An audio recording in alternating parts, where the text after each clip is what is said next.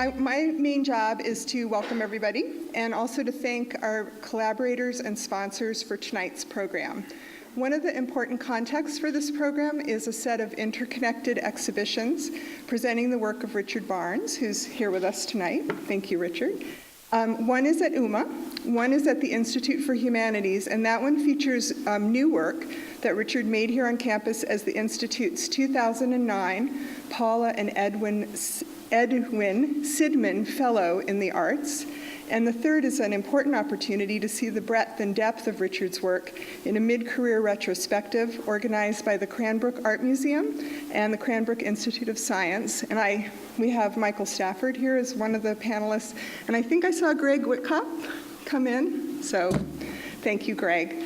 In addition to the above institutions, the program is co-sponsored by the U of M Exhibit Museum of Natural History and the School of Art and Design Penny Stamp's Distinguished Speaker Series. And we're all part of the U of M LSA Theme Semester Meaningful Objects, Museums in the Academy. So thank you to the Theme Year and Carla Sinopoli in particular for their work on and support of this Wednesday night lecture series or discussion series as part of Museums in the Academy. Carla has taken on a really labor of love, and she's done it really wonderfully and uncomplainingly, and I can't see her because these really bright lights are in my eyes, but thank you, Carla. In addition to acknowledging and thanking these institutions and the museum theme semester, I'd also like to thank our programming partners on this collaboration, who are the School of Art and Design, and in particular the Penny Stamp series of distinguished visitors, and the Exhibits Museum, who's hosting a related exhibition to this project called Native American Dioramas in Transition. More information is available about all of these offerings in this brochure, which is at the back. If you didn't get it when you came in, it tells all about the exhibitions and programs.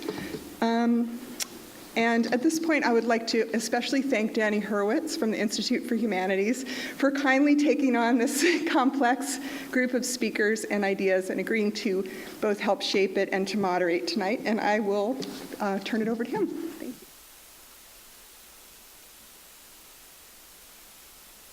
Thank you very much, Ruth. The first thing I want to say is how marvelous it is to be in this new space. I mean, this is early to the new days of this new museum, this extended museum.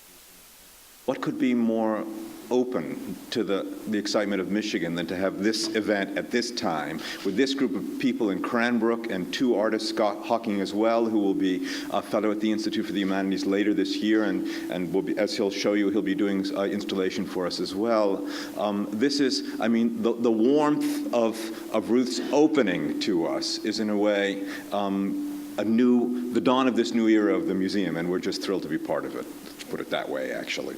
And I think the space, we all know how marvelous this space is. You know, the first museum that I ever saw was not a museum like this. It was a museum of natural history in Worcester, Massachusetts, where I grew up. And at the age of 3 years old and 4, we had Little Tot summer camp at the Museum of Natural History in Worcester. And we were all lined up in little shorts in a line and wandered through the museum looking at the dioramas of more or less the kind of materials you see just in the other room, Richard's animal logics, except we didn't know the word logic then, but we did know the animals, the zebra and the kudu and the deer and the antelope all at play, except they weren't at play, they were utterly stilled. And of course, for a little child, it all got mixed up with cinema and television. And so after all, the background scrim by which the Emerald City unfolds in the distance as Dorothy's wandering down the yellow brick road towards the poppies was more or less, in my imagination, the same thing as these dioramas with utterly stilled animals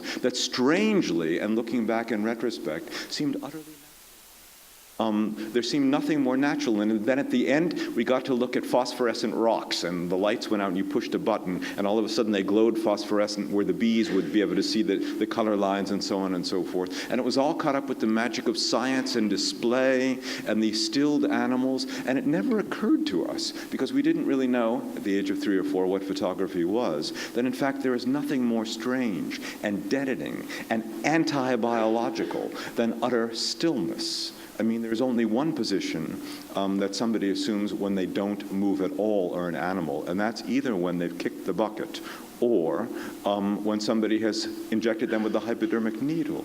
And so the strangeness according to which a culture accommodates itself to what is the most artificial culture that could ever have been created, namely the history of the Museum of Natural History, is in fact a guiding topic in a way for Richard Barnes's work. And of course, there is the genius in that work of showing it off stage, meaning that showing us that there is a stage. Pay no attention to the man behind the curtain, it's said in The Wizard of Oz. And once the scrim is pulled back and you see the dioramas sitting in the basement covered in sawdust, you begin to realize just how artificial the performance is, that the museum is a kind of opera by other means. But of course, it's an opera with a certain kind of destiny that opera didn't exactly have. It's the destiny of the 18th century, in which the great museums were formed across Europe, St. Petersburg, Vienna, London, Paris, all the signals of power of the great nations of Europe, so that Napoleon, of course, marched into Italy and then brought back the this and the that and the column and the Trajan and the this and the Pisanello and all that got stored and revamped, and suddenly it was French. It's as if somebody walked into this room and said, "You are all French." Just think of the strangeness of that. And then, of course, by the 19th century, this collection of the great detritus of the world, the obelisk, the Temple of Dender, the whatever, owned and operated in a space so vast that one could only think that the space itself had power over the object, so that the object really was stilled, no longer existed in a culture, but was in fact in some kind of state of strange imprisonment by which we were allowed to gaze at it as if under glass, actually. As if under glass, that is indeed the whole idea of the vitrine of the museum. Barnes's work. And of course, when it becomes all injected with the display of science, one begins to realize that in fact biology, under the idea of study, is in ruination. It was about 20 years later that I began to understand what ruination is in such matters. And that was when, as a graduate student at the University of Chicago, we got wind, my friends and I, that the great 19th century Museum of Anthropology at the University of Chicago was sold to the business school, and all the contents were going to be junked. And so what did we do? We rented a huge truck, and we arrived at night, jimmied open the doors, and just stole everything. And what did we steal? The wainscoting and the slides, and in there was utter chaos. The hair of primitive peoples exhibited next to some kind of rhinoceros tusk, and next to that, some kind of strange fingernail from a primitive person from Borneo, so-called. And when you began to think about, in this chaos, the arrangement of the entire world under glass for the study of a certain eye, one began to realize that, in fact, the growth of this form of inquiry, according to which the peoples of the world and the animals of the world became assembled under glass, that this situation would be more or less, to a certain extent, the equivalent of ruination. And that's why it's so nice to have Scott Hawking on this panel as well. Because Scott Hawking, in fact, is dealing with an unfortunately ruined city, and so many things having to do with this ruined city, namely Detroit, and what it means to reassemble items of representation in a collapsed place. And so that we have, on the one hand, the poet or artist or intellectual or eye on the assembling of stilled things, as if photographic, in this vast, empowering space. And on the other hand, we have the artist of ruins, dealing with a city already sadly under collapse and trying to make something of it. Poetry in the ruins and the stilling of things. We shall hear from both of these artists, along with Michael Stafford, from the Cranbrook part of things, who is also... And I will introduce them in turn, and after that we'll have a bit of discussion between them and open it up to any kind of questions you have. And we do invite you after this, tomorrow or sometime soon thereafter, to go and look at the shows for the first time, or again after the discussion. They really do bear, like textbooks really, a second and a third reading or glance.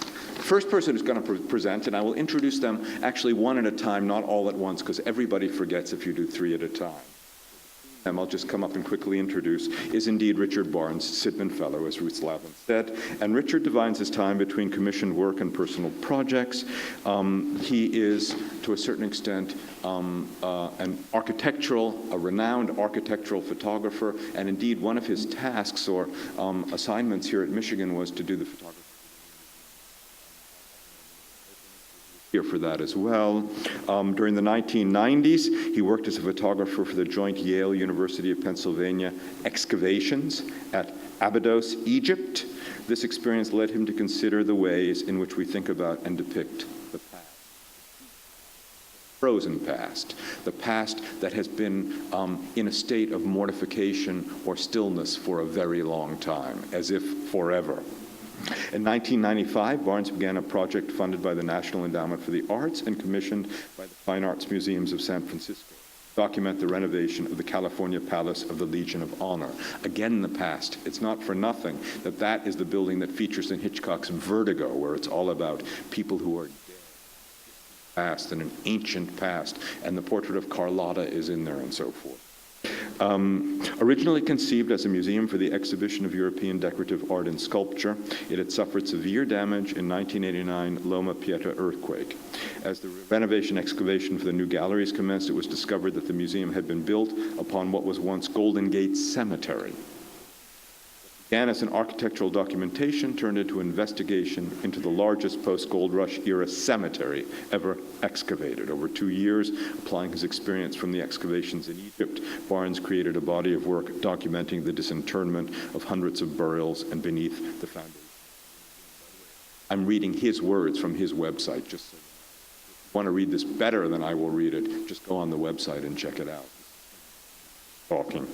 There have been many kinds of projects, including 1998. He was commissioned by New York Times Magazine to photograph the cabin of Ted Kaczynski, the Unabomber, and those photographs are quite amazing as well. It's a series that he's done, and recent exhibitions include Phylum and Refuge, which looked at the hybrid architecture of a collection of birds' nests constructed of materials we humans throw away. In addition to his photography, Barnes has lectured extensively, including such venues as the Carnegie Museum of Art, Graduate School of Design at Harvard, Parsons, and many, many other places. I'm happy to say that the installation work he's doing at the Institute for the Humanities, he tells us is a new route towards the future, and so I think he's going to tell us something about his work now. And thank you very much, Richard, for being a triple exhibitor for us in 3 places at Michigan.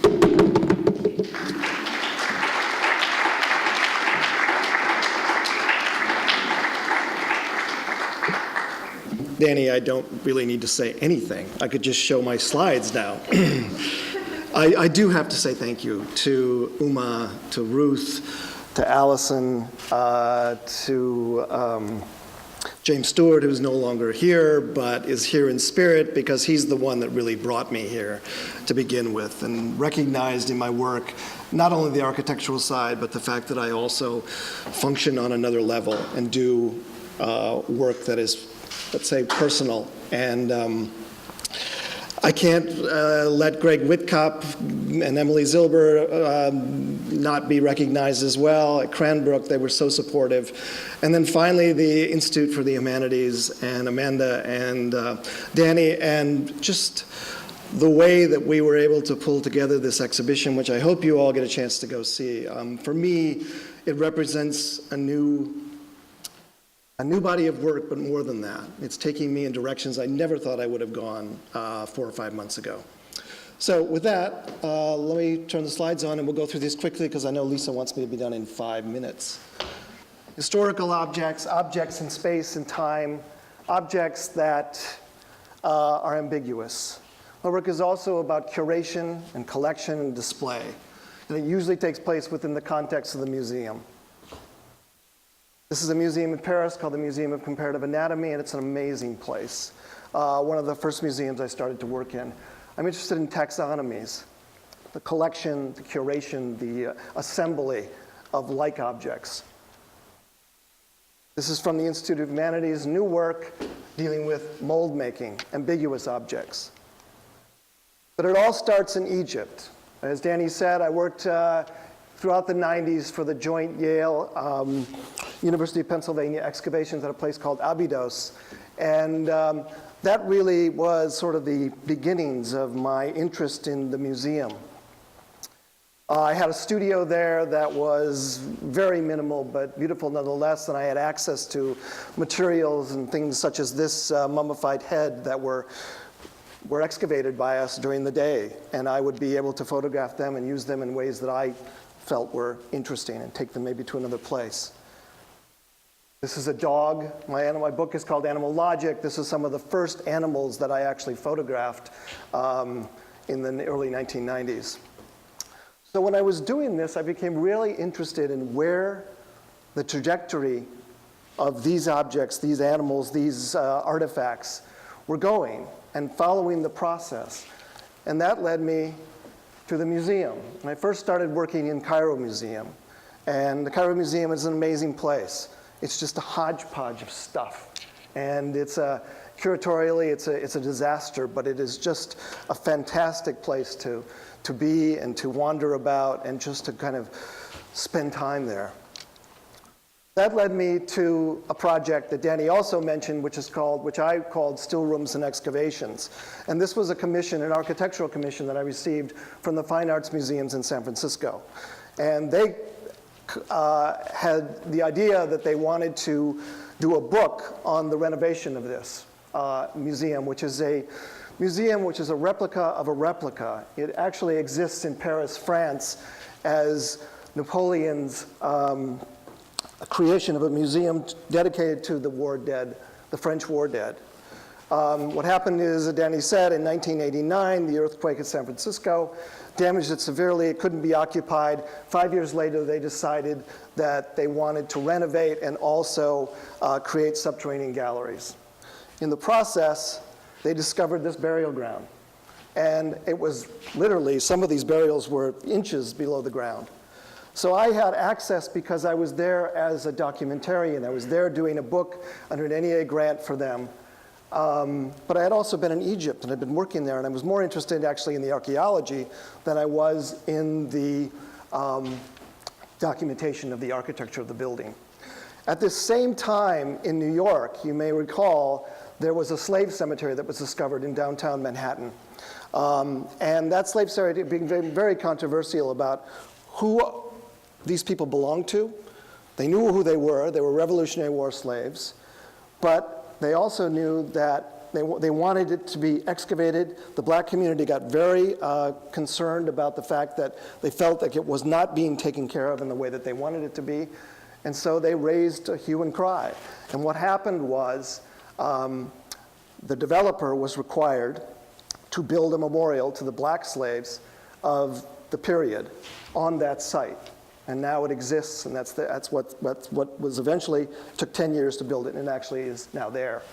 Well, the museum was aware of this, and they put a press blanket on this. They decided there would be no access to this site whatsoever by the press. But I was already there, and I was already involved in it. So what happened over this 2-year period is I didn't know what I was doing, and there was this wonderful sort of mirroring that was going on in the interior and the exterior, and I became really excited about the fact that there was this kind of parallel between the burials that were being taken out from underneath the museum and what was happening when they reassembled the collection. And then I also, during this period, was starting to think, well, what's the role of the museum? The role of the museum is to preserve, in my mind, and preservation is a relative thing. What gets preserved, what gets discarded, what's important, what isn't. Well, the 800-some burials, and there are still many left there, were not important to the museum.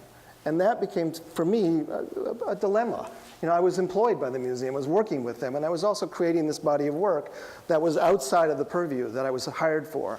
But it was much more exciting to me, and that's where I began to be really, really kind of interested in these phenomenon of what a museum is and what its role is in our culture, in culture in general.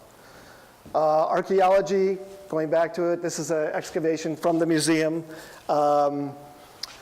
Interested in sort of the techniques and methodologies, the technology of archaeology, the violation of archaeology, if you will. a curator friend of mine calls, he also was involved in excavations at one point, and he refers to the excavation of a burial like this as akin to the autopsy, in that it is not only revealing of its subject, but it also is destructive. And that, to me, that contradiction runs through all my work, and I think that that's a really important thing to keep in mind when you look at this. The care that went in every night with the bodies, with the sculpture, with the artifacts. We're in a museum right now. We realize that museums display 10%, maybe 15%, maybe 20% of their holdings, while 90, 80% lie in storage below. So this is what was happening on the inside of the museum, and then what was happening on the outside was this. The burials were being tossed into cardboard boxes. And for me, this became somewhat of a problem. So I created this exhibition in this book, which is available and out there, and it's called Still Rooms and Excavations. And it traveled around the country, but I want to move on. This is some of the work that's upstairs, Animal Logic. Animal Logic grew out of my interest in natural history. While I was doing the work at the various museums that I was photographing, I was also interested in natural history subjects and also display. I became very interested in techniques of display, the history of display within museums. And so I started to photograph dioramas, and I really became interested in the idea of the proscenium, the stage, the fact that everything in a museum is curated and staged for you, and that you can, this kind of impermeable membrane of the diorama, and the idea that you can cull an animal, you can take it out of nature, but you can actually, and what happens is when that animal is taken out of nature and put into the diorama, we contradictorily reanimate it. And the whole idea of killing an animal, bringing it back to life, in a suspension of disbelief, and because that's what you enter into when you look at a diorama, is akin to the theater, and I've always been interested in the theater.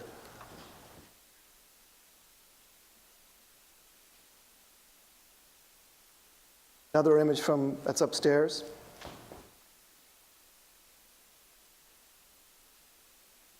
This is from the Academy of Sciences in San Francisco. Images from the Smithsonian.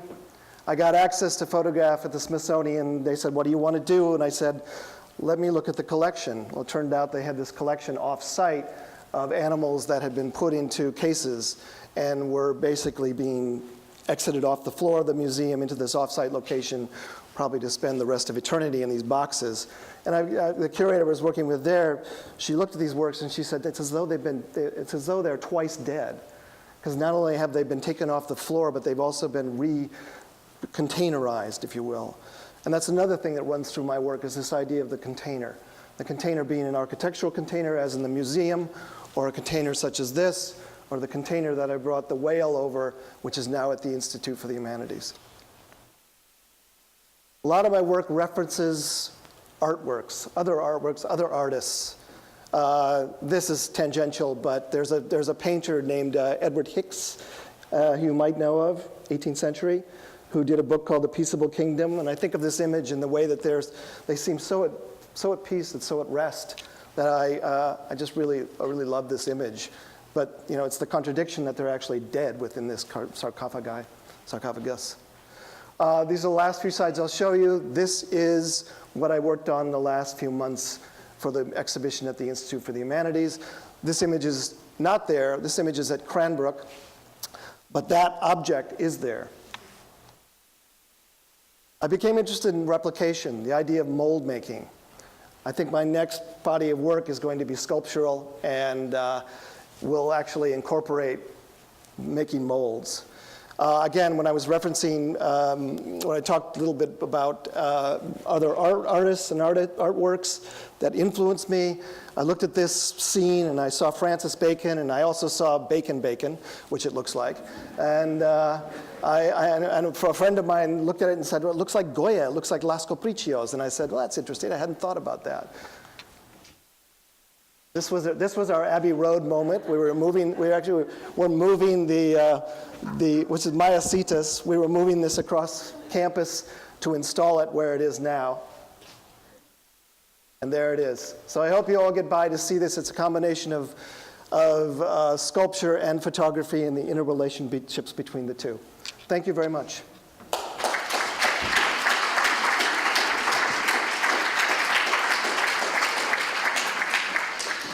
The next of our three speakers will be Scott Hawking, who, as I said, is also going to have an installation at the Institute for the Humanities, and has taught at the School of Art and Design, as has Amanda Krugliak, by the way, our curator. And Scott Hawking is Detroit, Michigan born, and has had a number of solo exhibitions, most recently at the Lot in Detroit, Michigan, at the Collab Orative in Birmingham, the Ziggurat at the Fisher Body Plant in Detroit, the Suzanne Hilbury Gallery in Ferndale, the Pyramid in Bloomfield Hills. This is Michigan exhibitions. He's just come back from Chicago, where the exhibition, Scott, where was it again? At the Smart. Yes, at the University of Chicago, what we used to call the Smart Gallery, the Smart Museum, which is a really high-quality avant-garde university gallery. And there's also a number of selected group exhibitions in Dresden, Germany, in the Netherlands, in all over Michigan, as a matter of fact, many in Detroit. And as he'll tell you, the work is also about working in the city of Detroit and making installations in and around it in a way as an adjunct to it. And so, to a certain extent, the work wants to travel far, but it wants to be close to home as well. I think that it's interesting that Scott Hawking and Richard Barnes have formed a kind of a comradeship. There's been a lot of conversation, I think, between them. It'll be interesting to look at the two exhibitions, one after the other, and see if they're in conversation as well. And I think that you'll find this conversation interesting as well. And so Scott will speak to us now. Thanks.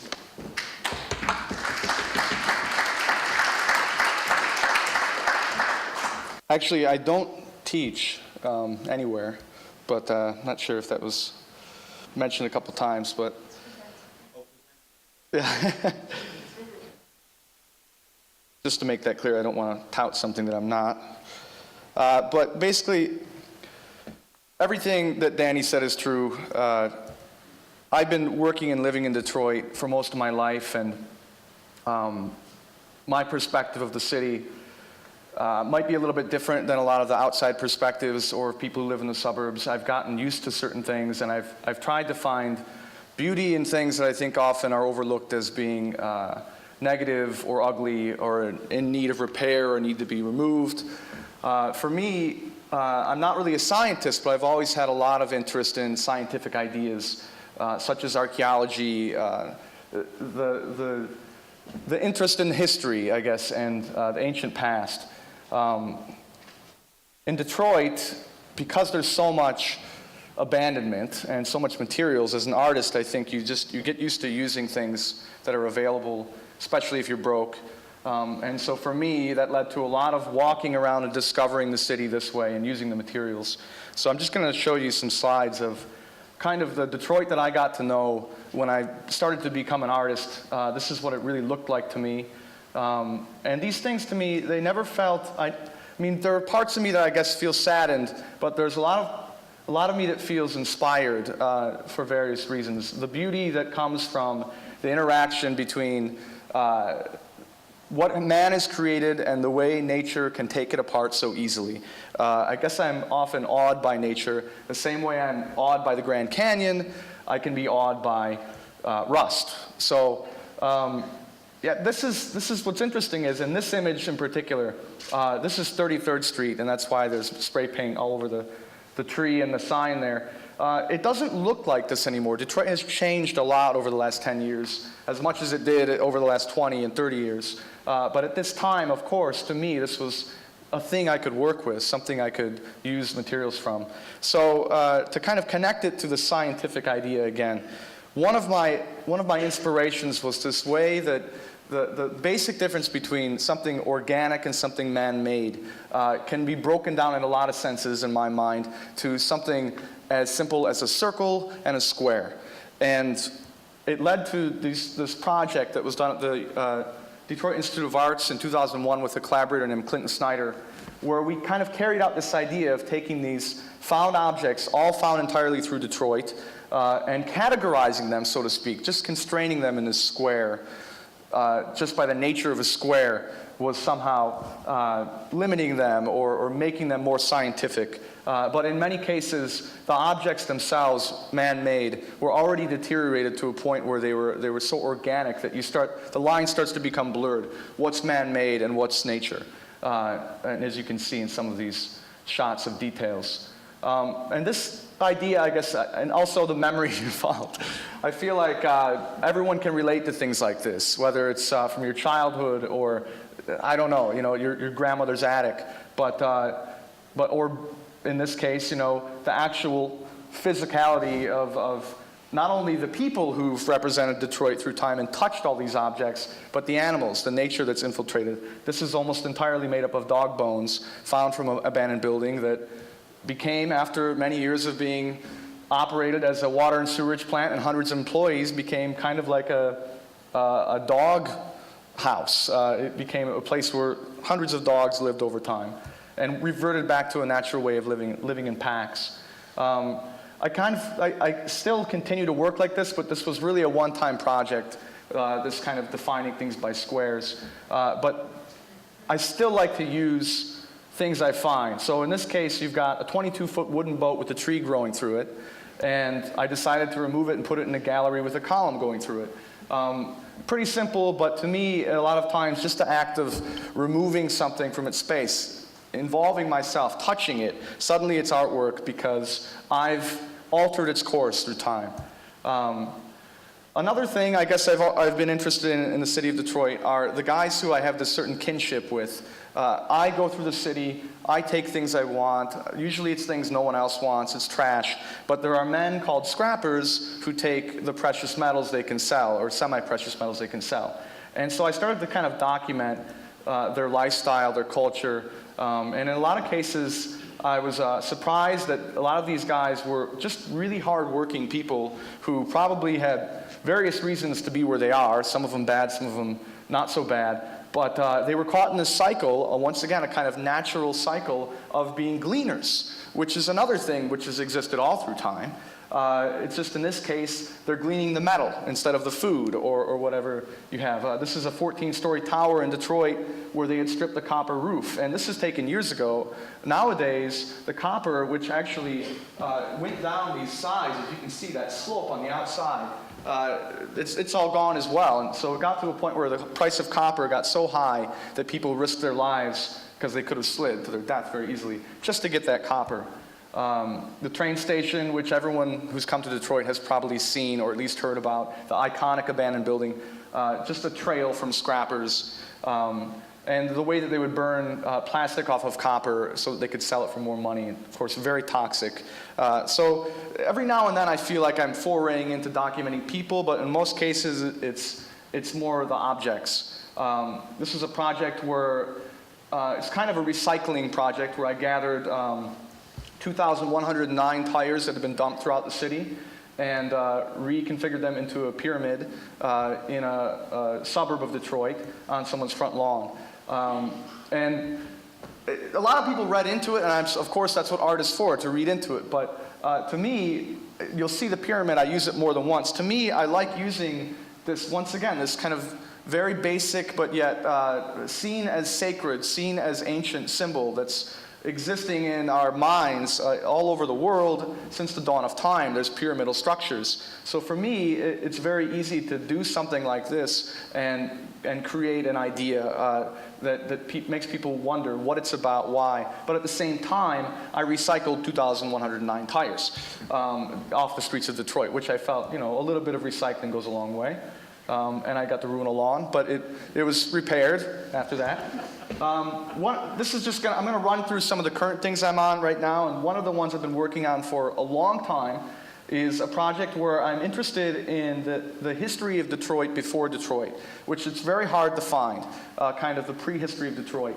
And the cultures that were here when Cadillac arrived, or sorry, the cultures that were in Detroit when Cadillac arrived, those Native Americans had only mythologies about the Native Americans who built earthworks in the Detroit area and Michigan at that time. So there were ancient people. I guess at this point they're calling them the Hopewell culture, but they really don't know. And to me, it's a hidden history of the city. And I guess in a greater sense, what I'm interested in is that there's a lot of attention on the city right now. We've been talking about this a lot over the course of the day, how Detroit's in the press a lot now. A lot of people are kind of lumping together the ills. But something that's been happening in Detroit has been happening over a long time. And also, in the bigger sense to me, Detroit is just changing. It's its own natural process right now. Cities can be born and live and die and reborn again, and sometimes they change. And to me, the auto industry has only been 100 years. Before that, we were stoves, we were cigars, we had farms. The French were only here for the French arrived only 300 years ago. But for thousands of years, people have lived in this part of Michigan. This part of the world. And history like this, I think, needs to be seen to give that kind of perspective. This is what it looks like along the bank of the Detroit River where these mounds once existed now. So the project I'm working on now has a lot to do with documenting former sites of earthworks and what they are now. This is along Mound Road. It's an old velodrome. It's a little bit of a mystery as to where the mound was that Mound Road was named after, so this is kind of trying to figure that out. And this, in particular, is near Zug Island, which is this kind of famous industrial complex island where the Great Mound of the Rouge stood, which originally was 300 feet by 200 feet by 60 feet tall and laden with bones. And now it's kind of a brownfield, which, to make another twist, is being proposed right now to possibly be a turbine plant where they test new windmills. And another kind of way of translating this is the idea of a midden mound. Native Americans and ancient people would throw things out and create piles. And so this is my kind of Detroit midden mound with basically all the junk in my studio that I wanted to try and get rid of and use somehow. One of the most recent pieces I did was I built a pyramid inside this building, which is an old Fisher body plant in Detroit. My method right now, kind of the thing that I've grabbed onto that I really like, the direction I'm going in, is that I like sculpture, but I'm also a photographer. So I like working on site now with only the materials I can find on site, and then photographing that piece and leaving the piece to chance. So in this case, I worked from about December 2007 to August 2008 building this pyramid with only the blocks found that covered the floor at one time. And within a few months of me finishing it in August, the EPA had closed off the building and cleaned out the entire building. So it had this kind of beginning and end to the project. And the only thing that exists now is the photo. Just like the mound project, I like the idea of a kind of life cycle of these things. And of course, I like the idea of intertwining ancient history with modern ruins. So it's kind of a ruin within a ruin. And it also, I think, is an archetypal image that people can think about. I like the idea that people discovered this. And there's a part of me that the reason I go around Detroit and do what I do, it's the kind of amateur archaeologist in me that likes to be the explorer, that likes to find things, that likes to create mystery or find mysterious things. And there's the building after the EPA cleaned it up. Another site I'm working on is an area of Detroit that is reverting back to nature. This is a street that's been plugged, so it's become a little canal. Mounds of earth from houses that have been torn down, trees that have been pulled out, have overgrown and become kind of one of the most beautifully topographic areas of the city now. But you can see the streets have been blocked off with these concrete barriers. And another angle, which you probably have seen throughout the images, is I'm documenting these abandoned boats throughout the city, which I'm calling shipwrecks. And I'm planning on doing a series on that as well. So you can once again see that. That's actually an abandoned school that's recently been torn down as well. And this is a final project. This is at the top of the train station where the snow gets in over through the roof. I'm planning on doing a sculpture up here as well. To me, once again, the main interest to me in using the so-called ruins of the city is to show the beauty that can be found within things we normally think of as bad. I think that there's maybe a basic fear of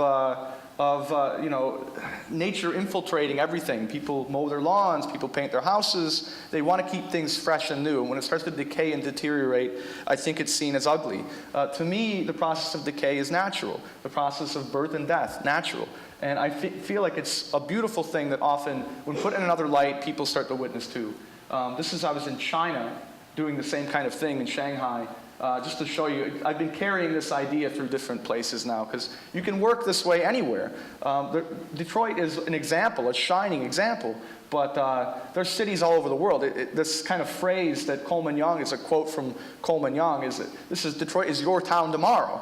And in a lot of ways it is. There's so many post-industrial cities all over the world that are kind of going through similar situations. And to me, it's not uncommon. There's ruined cities all over the world. Mining towns that have gone abandoned, cities in the desert that used to be a lake. It's just a natural process. And I guess I'm trying to use that and to show people that it's a kind of a beautiful, amazing place that I'm trying to counteract all the different media. This is actually a final shot here. Some people have been using buildings in innovative ways. Frozen basements are for hockey now. And here's the sunshiny ending to my presentation. The rainbow over the Packard building, right? Where I'm planning on using these pedestals for an art piece. So there you go.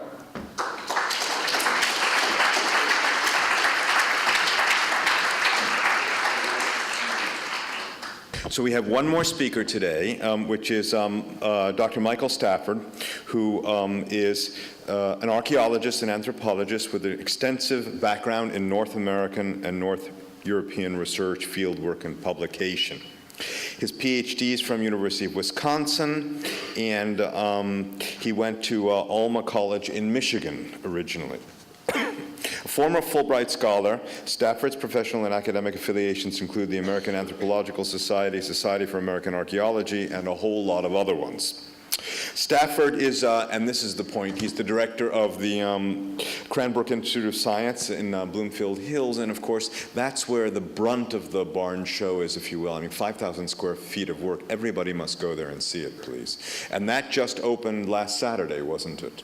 We've had a staggered opening for the 3 shows, and so it's just available to see now. And so he's speaking in his professional capacity as archaeologist and so on, but as director of science, a museum, and of the curator and director of the museum that has the brunt of the barn show, if you will. He was former president and CEO of Milwaukee Public Museum in Milwaukee, Wisconsin, and has held various teaching appointments at Oakland University, St. Mary's College, teaching in anthropology, archaeology, and regional history.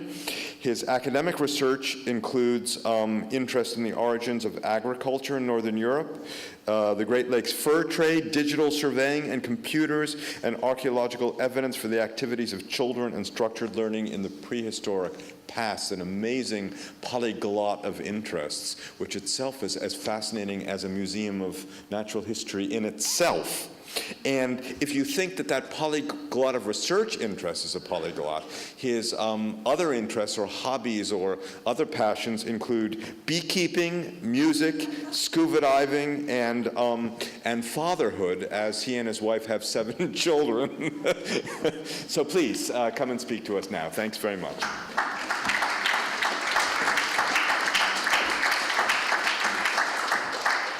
Thank you, Danny. Now for something completely different for you, just by way of introduction. And could I have my first slide up, if you would, please? I want to tell you a story. In 1996, I was a freshly minted graduate student from the University of Wisconsin at Madison with a bit of an unusual and obscure research interest. I work in the Danish and Swedish Neolithic, and more particularly the transition in time from when hunters and gatherers are becoming farmers. And my destiny was to head off and be a college professor. I was waiting for the tenure track slot at the University of Iowa to open. We had 2 kids. I needed a job. And in 1996, in December, I graduated from Madison and was ready to go to work for Land's End answering the phones. and then heard about Cranbrook. Cranbrook in 1996, when I arrived, was a purebred museum of natural history that was founded back in the 30s. It was a fascinating place because it had a really substantial and strong attendance demographic of serving at that time somewhere on the order of about 140,000 people. But what was special about it is it hadn't changed in the better part of, I would really say, 50 years. And I walked through the door in 96 with the intention, again, of only staying for maybe a handful of months before I went off and took my teaching appointment. The place was right out of the 50s. It was diorama-based.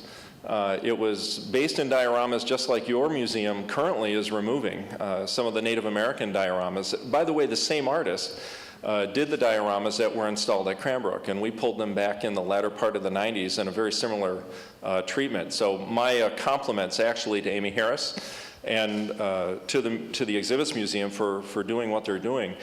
But I ended up getting hooked. I was part of a development team from a bunch of young graduate students postgraduate students, most of us, that had never worked in the context of a natural history museum before, and we didn't really know what to expect. We also didn't know the rules. And through about a year's worth of development time, what I really learned is that I didn't know anything about the museum context at all, or what a museum could be, what a modern natural history museum could be in terms of its societal role in an incredibly diverse community that is southeastern Michigan. So, I was a kid who grew up in the farm fields of West Michigan. The museum I went to as a kid was the Public Museum of Grand Rapids, which was also diorama-based. And I set off on this wonderful project as the curator of anthropology, busily pulling objects out of the collections, writing labels about the cultures that they came from, the time period, interesting little nuggets that I thought the visitor ought to care about, wrote labels, put them up next to the objects, in some case right in direct association with dioramas. And you know what happened? People walked up, they looked at the objects, they never read my labels, and they walked away. And at that point, I actually realized what a natural history museum could be. And my argument to you, just right at the outset, and I hope we talk a little bit about this in our conversation, is that natural history museums aren't vestiges of the past. They aren't retrospectives on what was at one point. They ought to be dynamic, living, breathing entities that never find themselves in static positions again. Dioramas are just a mechanism. There's no reason they have to be static, for that matter, if the right overlays and the right connections are made. So I have spent the better part now of 12 years in two different contexts, one at Cranbrook, and then again at the Public Museum in Milwaukee, one of the largest natural history museums in the country, actually where the diorama movement started with Carl Akeley back in the 19th century, thinking about, in essence, how a modern natural history museum can take its societal role seriously and really embrace the sense of responsibility that it should feel based on the fact that it houses collections for openers of cultural peoples, indigenous folks from around the world, of which I'm not a part. But secondly, how to make those visits for people and connections very personable. And in many respects, not have it be the oracle of the, in my case, middle-aged white curator that's telling the visitor in the natural history context what it is they should know. How can you turn that on its head and, in essence, empower them to explore and convert the museum, instead of an oracle, into a forum where conversations of meaning, and not one meaning, but meaning as defined by the guest, the individual, the group, the person, the family, how they can be connected to, it might be a diorama, it might be an object, it might be a program. So what you're seeing is a beautiful collage of images from the Institute of Science at Cranbrook, but what I'd like to tell you is this isn't what matters. In my head, and what I spend my time thinking about is, how do you connect that static object, that gorgeous display, that beautiful use of landscape, the collections, to issues of the day, issues of relevance, issues of responsibility, and issues of dialogue in a very personal sense. Well, I want to show you just a couple examples, and unlike my colleagues. And by the way, I want to tell you what a good time I had with Richard Barnes. at Cranbrook. I've never worked with an artist before.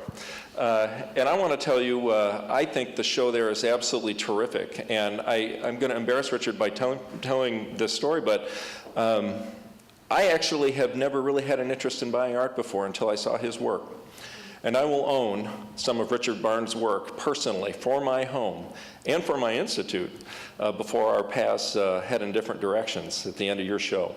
So just a tip of the hat to Richard, because it was a wonderful experience.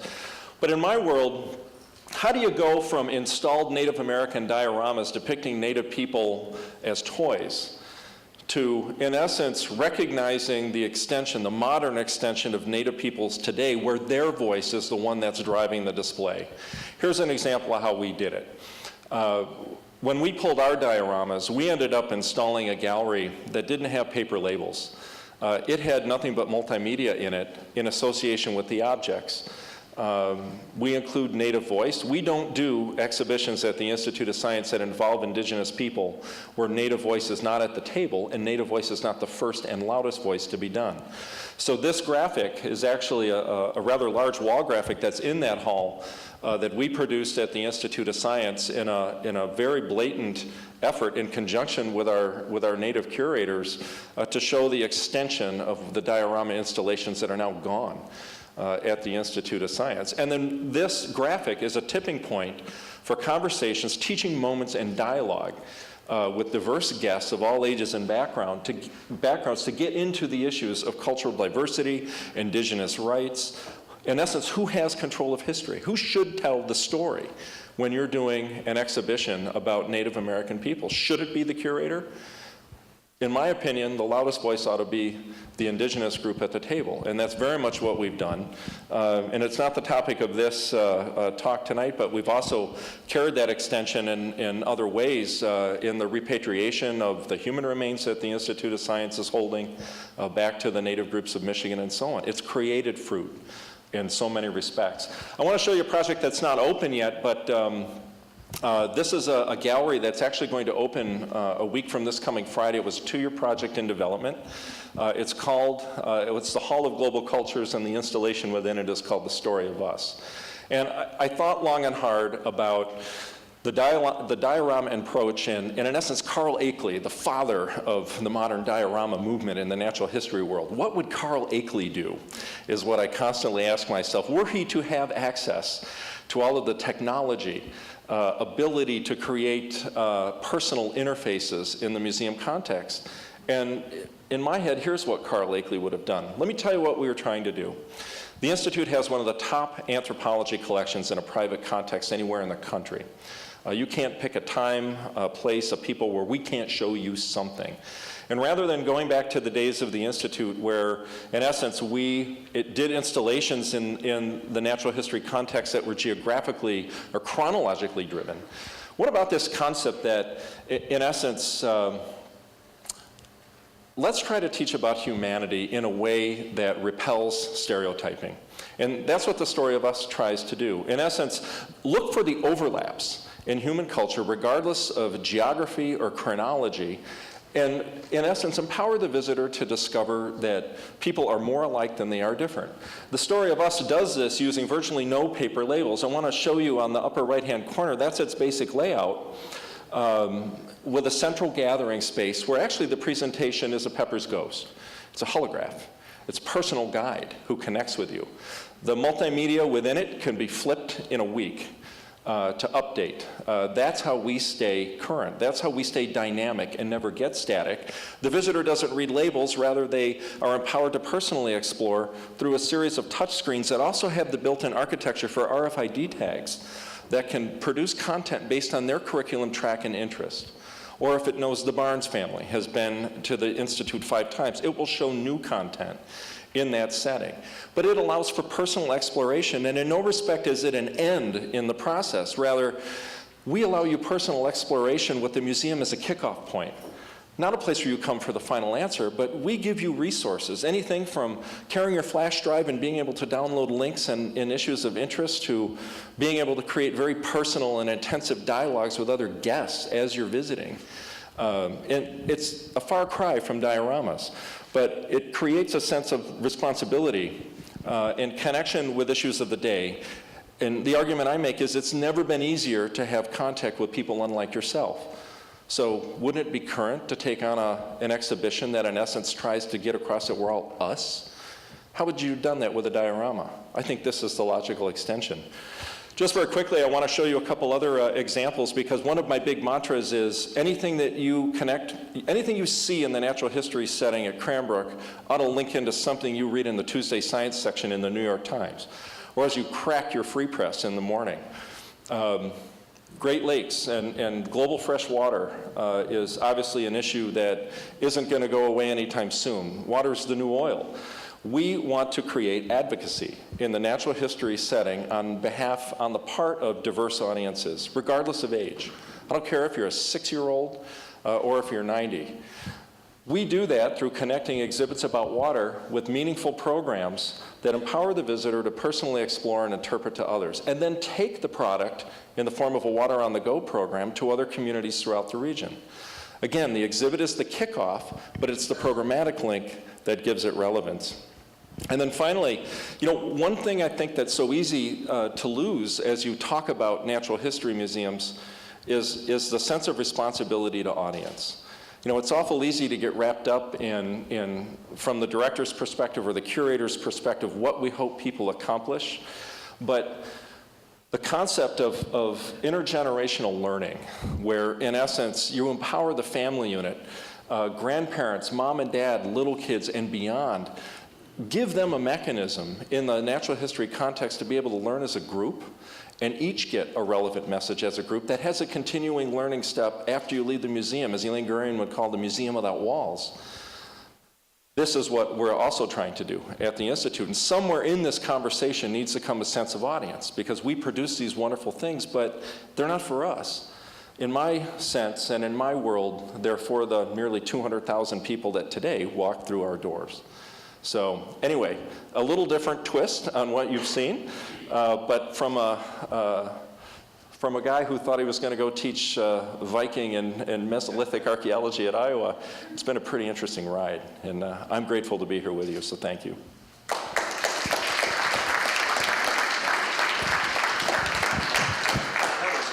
Thank you, Nick. So there's a lot to think about and a lot to ask about. So rather than having the three panelists talk among themselves, it just seems to me at this point we could just open it up for questions, and I'm sure people will have things to ask.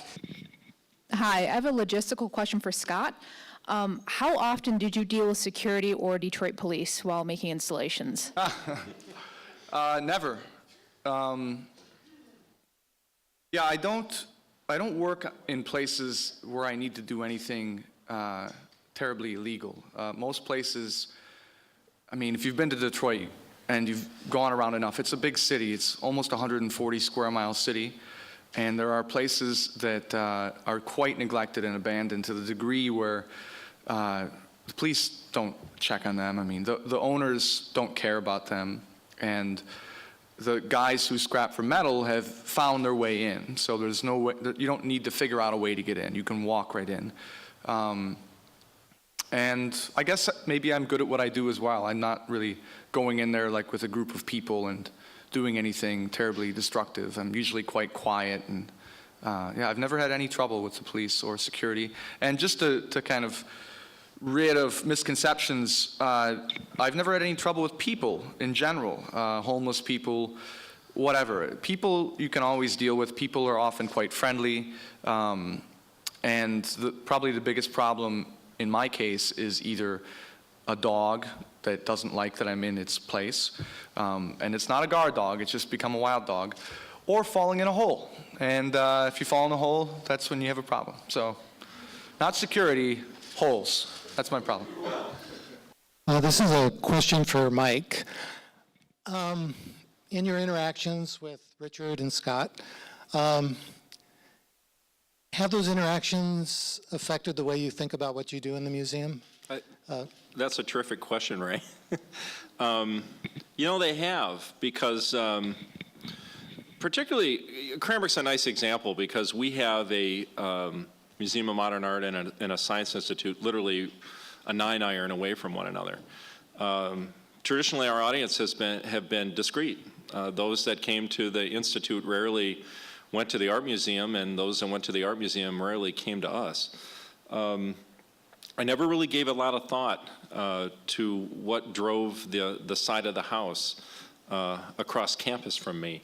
And in terms of installation and driving curiosity, the thought of, in essence, juxtaposing logical constructs that is commonplace in the art setting is something that never would have crossed my mind. And I spend a lot of time on the floor watching people. I always have. I spend hours every week. I don't care if it's something that's been up and on the floor installed for years, watching how they interact and watching how they react to the installation, whether or not it drives conversation, whether or not it repels them, whether or not they choose to engage this concept of hold time we talk about in the museum world. And when I watched them go through Richard's show, I was telling him today I followed a group of school kids, fifth graders, who walked in mesmerized solely by the presentation and then drawn to engage by the presentation more so than the content. And that's going to drive the way I think when we develop new experiences at the Institute. So, does that help? I'm fascinated with the kind of the hinges, particularly Richard and Scott talking about being kind of crossing borders between being artists who make work, being researchers, being explorers, being documentarians, being archaeologists. It seems as though, as you talk about your childhood experiences, and that there's an interesting kind of alchemy of instinct, of kind of these irrational drives to find things, to discover things, to explore, to make things out of whatever you find, and then to think about them or have ideas about them. And how do you, what comes first for you folks? I mean, I struggle with this as an artist within academia, like what comes first? The act, the creation, or the idea, or the concept? I mean, Scott, you talked about symbol, the pyramid. I mean, are you fascinated with the pyramid because of its aesthetic power? I mean, or the idea of it? Does that make any sense? Yeah. Do you want me to answer that directly? Or? Yeah. Well, in that particular case, I think that it's, I mean, maybe for everything that you just said, I think it can be lots of different reasons all at once. I didn't come upon that exact shape because I've always been fascinated with pyramids. More so, I'm fascinated with history. And this is an object or an image that's existed throughout history. But yeah, in terms of how I work, I think that sometimes I have an idea, and in certain cases I can envision how it's going to be in the end. And other cases I don't know what I'm doing until the end, or maybe long after the end I kind of go back. But I know that as artists you're supposed to try and figure out what you're doing and kind of take it further mentally. But a lot of times, I admit, I go with my gut and don't think about it that much until maybe I get through the process and it starts to become more clear what it is, the alchemical qualities of it that are kind of all coming together synchronously and making it happen. I think as an artist you take risks like that all the time, that you might be questioned for what you're doing and you might not even know how to answer those things. But yeah, I think the bottom line, you have to believe somehow. You have to believe that you have this idea for a good reason. It's going to become clear later. Yeah, or if you feel at the beginning like it's clear, sometimes you don't trust that. Like it can't be this simple. There has to be more to push. So I don't know if that answers anything, but Yeah, thanks. I think in my case, I like to be out in the world, and I'm really afraid of the studio. And I learned that early on as an art student, that I really didn't belong in the studio. I really belonged outside in the world. I have a degree which started out as a fine artist, but it's actually in journalism. And it was an interesting place to kind of engage the world. I had my own staff car and a police radio and used to follow, action. That got old really quickly. But I find I need to engage with not only creative people, but also people who are involved in other disciplines, such as Phil Gingrich here in paleontology, the archaeologists I work with at University of Pennsylvania, Yale. I find that interaction is, and Mike, just our interaction back and forth, that was so rewarding for me, and I hope for him too, that I began to kind of understand where he was coming from, and he also took on some of my interests and was willing to propel them to where they needed to go. So I don't know if this exactly answers your question, but I think the impetus for me is process and investigation, and then out of that comes the proof, if you will, to use Ms. Krulik's analysis. Thank you. Thanks. I have a question for Scott. Oh, there you are. Hello. I noticed that your work had two main contexts. One was outdoors, your installations in the industrial buildings where the work is anonymous and vulnerable to destruction, and the audience will stumble upon it without searching for art. Whereas the work in the gallery, it's protected, it has your name on it, it's made valuable by the well-maintained gallery space. What are the differences between the two contexts in terms of your intent and the impact on the audience? Well, just to tie that in with what Richard was just saying, I think I also kind of discovered my own, I discovered that I really like working outside the studio, and over time it's become clear that maybe I like working outside the studio and making work outside the studio on site more than doing anything in a gallery. And I think, once again, as an artist, you're always kind of struggling with this idea of what it means to be showing artwork. Why do you even have to let people know that you're making artwork? Why do you have to put it in a gallery? Is it, are you selling out your pure ideas just by going to that degree? So I don't know. I feel like that's always kind of a struggle. But I feel like I think what I like about what I'm doing right now is there's this balancing act where I am working in an unpredictable condition outside in a place where, yeah, it's not necessarily safe, it's not heated, it might be the middle of winter. I like the unpredictable qualities. I like that also, I think maybe these are getting too close. I like also that, it's not gonna end. There you go. That one worked better earlier. I can talk really loud. Talk into the water and magnify. Okay. So, That's science. is this better? Yeah. No. Anyway, I'm probably going to lose my train of thought now, but I like the unpredictable quality right now, where as an artist you make an art piece, and kind of what you're saying about this protected quality when it's in a museum, and I think Richard's also kind of been touching on that with his work. I mean, clearly with the difference between throwing human remains in a box versus a stuffed animal in a crate. To me, there's something you have to think about with that. And as an artist, when you make something, sometimes you feel very much protective of it. You don't want to let it go. And I think it's an exercise in reminding myself that the most important part is the process.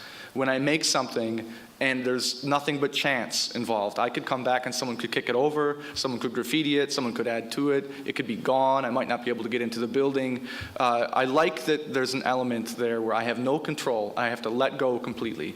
And then on the flip side, all I have to remember this, all I have to present as an artist now are these photographs. My computer could crash, I mean, there's all kinds of elements of chance always, but I guess I'm still kind of walking that line. I still like to work site-specifically in a gallery the same way I like to work site-specifically in a building or a vacant lot or whatever. It's still about site-specifics. But yeah, there's in the back of my mind, along with a million other things, there's always that quality of what does it mean to be putting this in a gallery? Why do I feel like it needs to be seen to this kind of more structured viewing quality? But yeah, I don't know. You just never know. Just keep doing it anyway. I'm interested in subverting. I'm interested in the gallery as a place of subversion, perhaps, and to try and knock down some of those ideas about your your perceptions, your prejudices, what you expect to find there. And I hope that through my work, you're taken to a different place, which may be outside the gallery experience altogether. Mike, do you have anything to say about that? I want to create experiences that transcend the gallery, that in essence don't require the museum at all, that are so personal and empowering for you as an individual that, in essence, once we set you on your way, it just flows as a logical continuum. And that may be how you see the natural world around you. Sure as heck hope it's how you see the cultural world around you. It's how you recognize that others might be looking with eyes that are unlike yours. Right in terms of how they perceive it aesthetically, but also how it impacts them personally and culturally. But is that a new idea in terms of natural history museums, or was that a birth in the 19th century naturalism, a naturalist idea? I think the extension of the museum without walls today, I mean, there are some museums that have tried it, but I don't think it's as prevalent as it will be 5 years from now. Just based on, a lot of it is driven by technology, quite purely, but museums is in essence springboards, where most of the experience that's related to them doesn't even involve the building itself. Right. You have a question, Danny? I'd like to just add one thing. One thing to that, one little thing to that, which is that to a certain extent, part of what I think the museum today has to defeat or fight against is not just the container, the zoo as a container and the diorama and so forth. It's also the way in which animals and various kinds of biological phenomena and other kinds of things, anthropology, et cetera, has made a reappearance in media, in film. So it's the Discovery Channel, and it's all of these kinds of things. I mean, I lived in Africa for 10 years, and inevitably, and it's not necessarily a bad thing, but it's an interesting thing, when one was in a game park, itself an interesting phenomenon, because it is a container, but it also is too big. Animals really do live live there.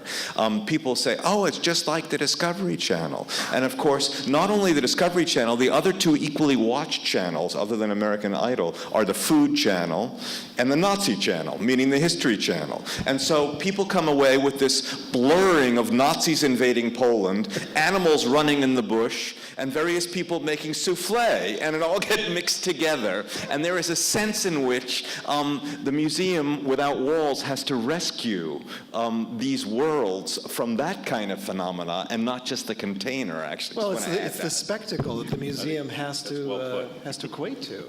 As I was just saying, it's the museum. I mean, we have a lot of curators here. If any of you want to sort of acknowledge that you're curators and that you are involved with the museum and have your own opinions, it'd be great if you could acknowledge that. But it's also the idea of the spectacle. And the museum, it has to sort of live up to television, and that's what's occurring. We had another question here. I noticed that the discussion keeps heading toward what my question is, but it's for Richard Barnes, actually. It's about containers. What is it that fascinates you? And I guess I'm an archaeology student, and I focus on pottery, so I spend all my time with containers, but there's nothing in them. So, in fact, sometimes they're not even complete containers. So just the focus on the container actually being used as a container, it's just really interesting. What's your interest?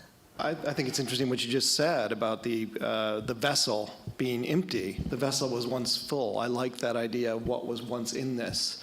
And also, I've always been interested, I don't know where this comes from, I've always been interested in architecture. And architecture from when I was a child to now.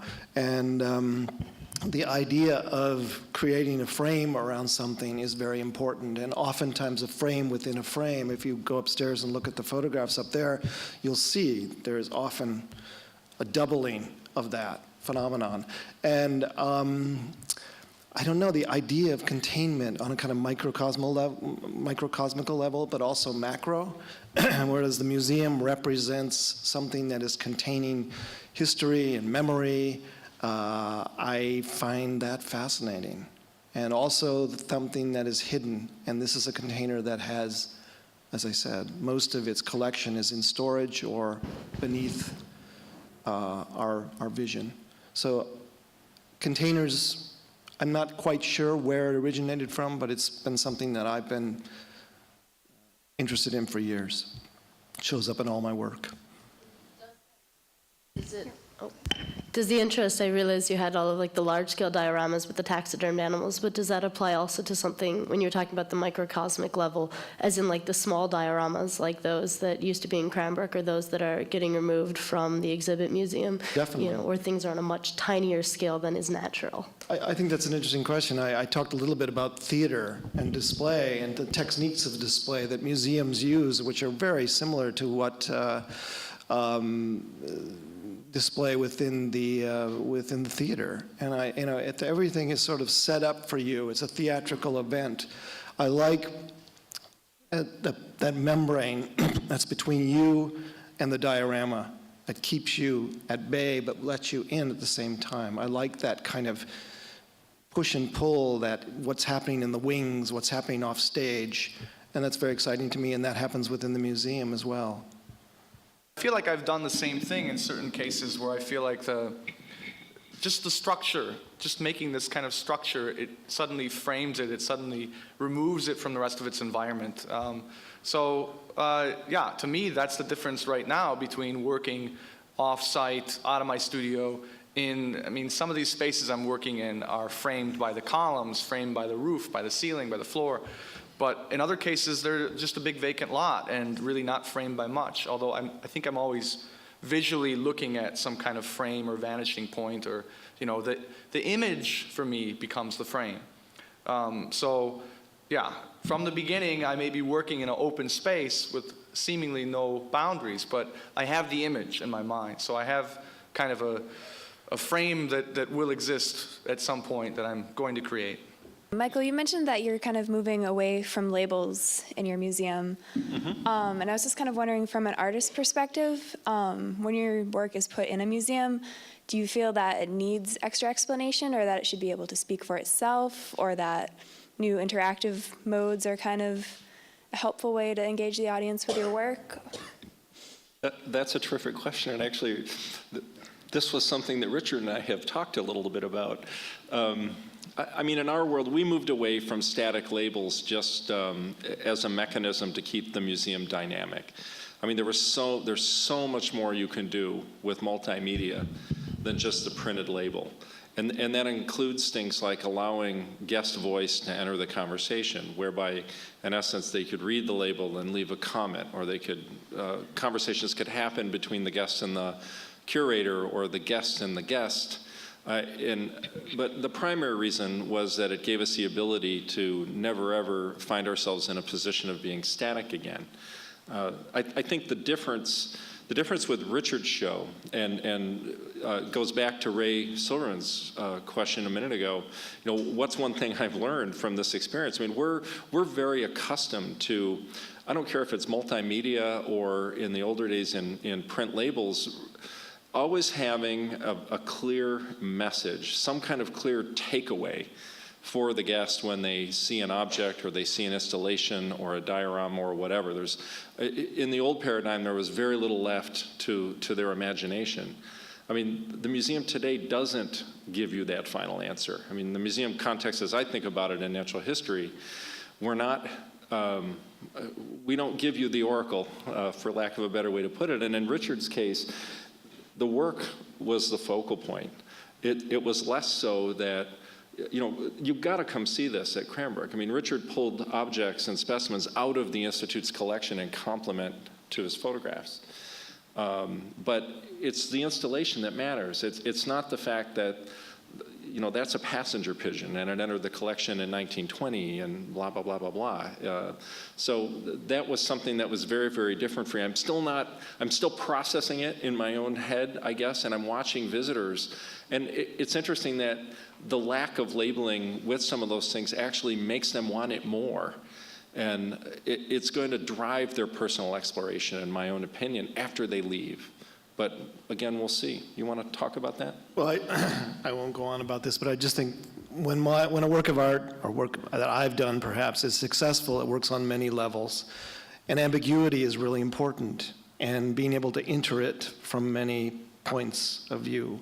And I think where Mike and I might have had a difference in the beginning was I think he was being much more literal, and I was trying to be much more abstract.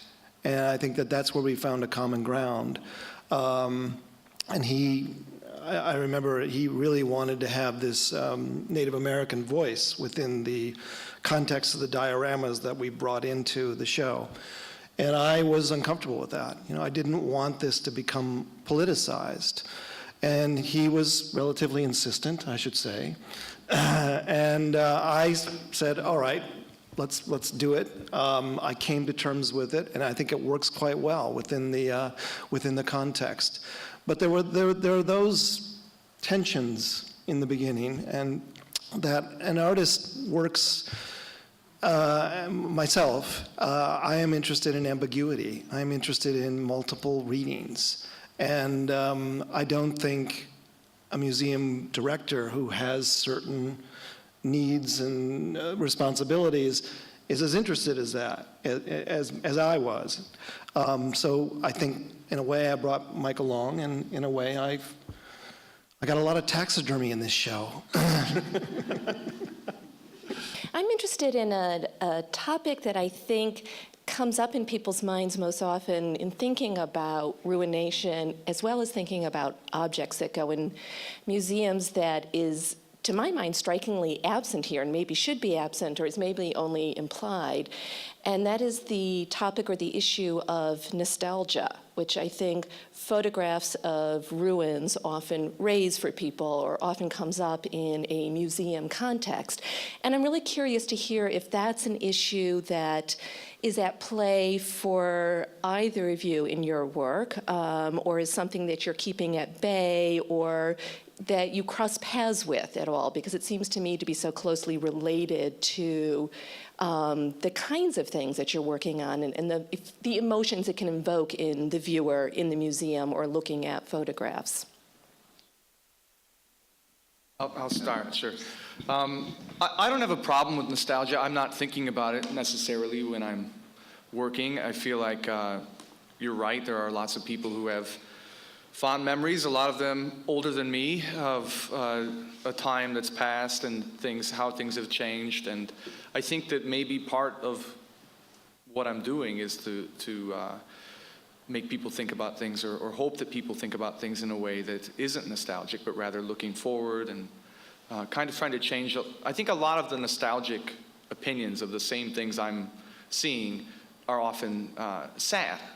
You know, it's not nostalgic in a good way. It's nostalgic in a, oh, look what happened. But on the other hand, the installation I did at the DIA with all the boxes, people found their own area of the installation that oftentimes reminded them of something from their past that was a good memory, whether it be something from their own house, or as a child, or their neighborhood, or something that reminded them of a family member, I don't know, their grandfather's garage, things like that. I don't know, I kind of like it when people make those connections. Also, the people I run into in the city, for example, who kind of live amongst these areas, I think that those people, they've become really deadened to what's around them. And I think a lot of times, I've had people tell me when they see what I'm doing and they're in the neighborhood, it really makes them kind of, I mean, maybe they're sad of what's around, but it really makes them open their eyes and see things differently. So yeah, I don't know if that quite answers your question, but I'm not necessarily a nostalgic person, but yeah, I think it depends on people's viewpoints, and sometimes I'm okay with it, other times I'd like to kind of change that. Nostalgia. Nostalgia. I once looked up the meaning of nostalgia, and it means the wound of returning, which I think is beautiful. I'm really interested in kind of 19th century sensibilities, this idea of the heroic naturalist. You know, I'd like to be that person, but I don't think I really am. But it does come out in my work at times. although I think it's conditioned by a very sort of 20th century, 21st century sensibility. So there's this, again, as Amanda said, this hinging between these two worlds that I'm trying to negotiate. And for instance, in this exhibition at the Institute for Humanities, there are images that I found on glass plates from the early 20th century, late 18th century of subjects, technicians in the lab. And they're really, I wish I had shown a photograph for you because you would have a reference point. They're beautiful. You know, they're on glass plates. Just the objects themselves are beautiful. And they're photographing fossils and subjects. And what I was interested in is not so much what they were photographing, which was centered in almost every case, and then they went around and opaqued the areas around it to use it in an annual report or some sort of way of isolating it. I was interested in what was happening in the margins, the daily life, the newspapers, the calendars on the wall, the occasional shoe about the technician standing behind it.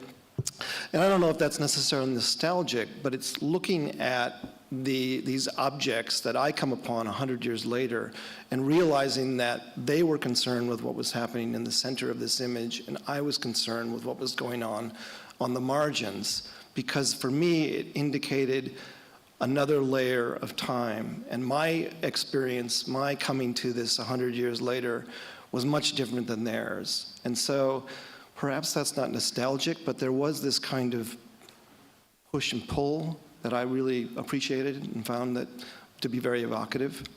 Just to add to that real quick, I think that, I mean, even as I'm listening to Richard and kind of thinking about what I said, I really am fascinated with the past. I like to look back as far as I can go.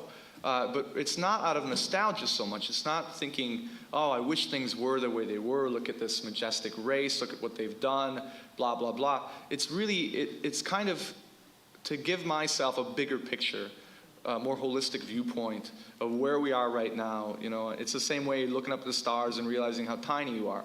I feel like, I feel like that's kind of one of the things I like to do as an artist, is try and open the ideas to a bigger bubble than they're in, maybe, to begin with. And I guess I was just thinking about that. Like, I'm talking about how I'm not nostalgic, and yet here I am making pyramids. So, but it's not because I wish we were all making pyramids again. It's really just, to me, it's about broadening this viewpoint that time is always moving. There's the past and there's now, but it's just going to keep changing all the time, and it's really no big deal. It's just how it is. Nostalgia is a great hook.